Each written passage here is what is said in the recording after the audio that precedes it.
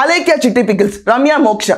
ఆ అమ్మాయి కనుక అలేఖ్య వాళ్ళ అక్క కనుక ఏదో పచ్చళ్ళే కొనలేని అడివి నీ గర్ల్ ఫ్రెండ్ ఎందుకు, నీకు పెళ్ళెందుకు, ఒకవేళ చేసుకోవాలన్నా చేసుకోకు, ఏదో నువ్వు 2000 పచ్చళ్ళకు కూడా అర్హుడు కావు, నువ్వు కొనలేనప్పుడు నీకు ఇంకా పెళ్ళెందుకు, గర్ల్ ఫ్రెండ్ ఎందుకు, మానే అని చెప్పి పచ్చి బూతులు తిట్టిన తర్వాత హైలైట్ అయిన క్యాండిడేట్. దీంట్లో పాజిటివ్ పాయింట్ ఒకటి ఉంది ఏంటంటే, ముగ్గురు సిస్టర్స్ కలిపి పేరెంట్స్ సపోర్ట్ లేకుండా వాళ్ళు పైకి వెళ్ళారని. కానీ ఆ అమ్మాయి చేసిన అరాచకమైన వర్డ్స్ మాత్రం తెగ స్ప్రెడ్ అయినాయి. దానికి సారీలు చెప్పారు, కింద మీద పడ్డారు, వదిలేయచ్చు ఈ మహిళల గురించి, వదిలేయండి, పోన్లేండి, లెద్దెం లివ్ లైఫ్ అని చాలామంది అనుకున్నారు.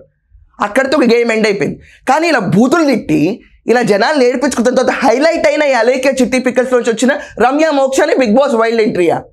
బూతులు తిట్టాలా నీ బిగ్ బాస్లోకి రావాలంటే? అక్రమాలు చేయాలా? బెట్టింగ్ మ్యాచ్ని ప్రమోట్ చేయాలా? అక్రమ సంబంధాలు పెట్టుకోవాలా? ఈడు మొగుడు కాదు పక్కనాడు మొగుడుతో కులకాలా? కులికితే తప్ప బిగ్ బాస్కి రాలేరా? ఇదెక్కడ నీచమైన పోడియం అండి? ఇదెక్కడ నీచమైన పోడియం? తిట్టాలా?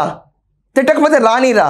ఒక చిన్న వస్తువు దగ్గర నుంచి, బైక్ దగ్గర నుంచి, కార్ దగ్గర నుంచి, ఆఖరికి పచ్చడి దాకా కొనుక్కునేవాడు ఎవడైతే డబ్బులు ఇస్తున్నాడో, డబ్బులు ఇవ్వకుండా కనీసం నీ షోరూమ్కి వచ్చినా, నీ సైట్కి వచ్చి ఆధారం చూపించినా వాడు పే మాస్టర్.